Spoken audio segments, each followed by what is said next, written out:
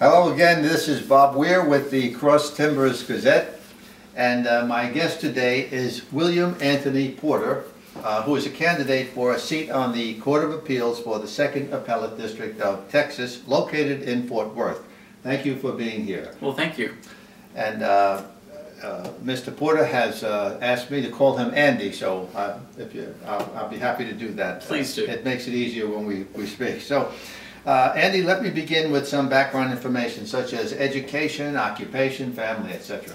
Well, I'm a native Texan. I grew up in a small town in East Texas, about 4,000 people, and I graduated from high school there. My mother was a teacher, my father was a teacher and then a realtor, and then I went off to college at Austin College right down the road in Grayson County.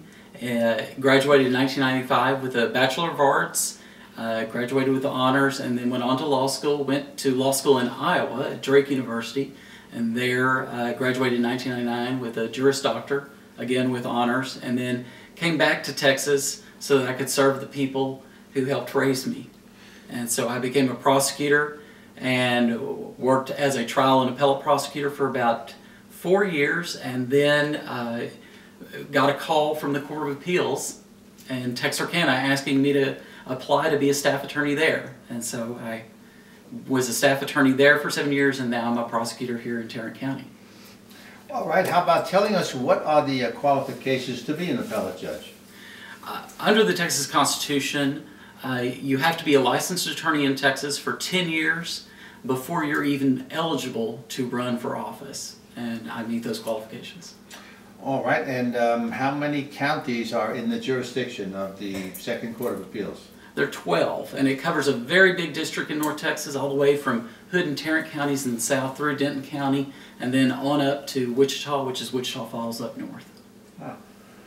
Okay, how about how many courts of appeal are there? Is that the right way to say courts of appeal or court of appeals? I think they'll answer to just about anything, but there are 14 scattered out throughout the state, from Texarkana and Beaumont in the east, all the way to El Paso in the west, Amarillo up in the Panhandle, down to Corpus Christi in the south.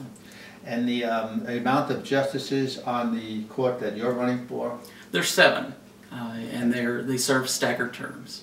And how long is the term of office? 6 years for each justice. All right, now you are you're running in the Texas Republican primary, which will be held on March 1st, and there are 5 people running for this position. Does a candidate need a majority to win or plurality? In the March 1st primary, they have to have a majority to win the primary outright. If there is no majority winner of 50+1, then there will be a runoff of the 2 top candidates. Okay. So for those who may not know, please tell the viewers, what is the role of the Court of Appeals? The Court of Appeals in Texas, and there are 14 scattered throughout the state, they review the records from trials. Generally, it's going to be your district courts, your county court of laws, your probate courts, your statutory or your constitutional county courts, if those county courts actually hear cases. And they'll review the proceedings from the trial below, review the reporter's record, that's the man or woman who types up everything that's said in court, review the papers and the exhibits that are filed to determine if the proceedings below were in accordance with the law and the Constitution of the state of Texas. Now, let's take an example. If someone is arrested for a felony, for example, here in Denton County, what type of court handles that trial? That's generally going to be your district courts. They will oversee those. That could be a numbered court or it could be a criminal district court. And the jury will be selected. If it's a jury trial, if it's a plea, then the judge will hear the plea. And if a person is convicted and appeals the conviction, which court would handle the appeal? If it's a Denton County case, it does go to the Fort Worth Court the 2nd Court of Appeals based in Fort Worth. And there is also the possibility that Chief Justice Hecht, who's the Chief Justice of the Texas Supreme Court, can transfer the case from the 2nd Court of Appeals to any of the other appellate courts as part of a docket equalization program or for any other unusual circumstances. But that's generally not the case. Generally, it goes straight to the 2nd Court of Appeals. So if it goes to the Second Court of Appeals and they reject it, can it be appealed somewhere else? You're correct.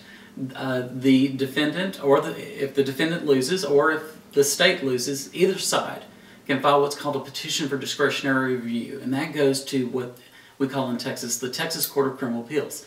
Texas actually has 2 Supreme Courts. We're one of only 2 states in the nation. We were the first to do it. We have our Texas Supreme Court, and it hears only civil cases, and that's decided in our Constitution that the Texas Supreme Court hears only civil cases. But right across the hall in the Supreme Court building, on the north side of the building, is the Texas Court of Criminal Appeals. And that's the court of last resort in all criminal cases. That's also the court of appeals that hears all the death cases, the death penalty cases. The death penalty cases in Texas actually bypass the intermediate courts and go straight to the Texas Court of Criminal Appeals, and they review those cases directly. So what would be the highest court in the state? It depends on if it's a civil or criminal case. If it's a criminal case, it goes to the Court of Criminal Appeals. If it's a civil case, it goes to the Texas Supreme Court. Ah, okay, so the Texas Supreme Court. All right. Let me ask you about your campaigning. What type of campaign will you be doing for this?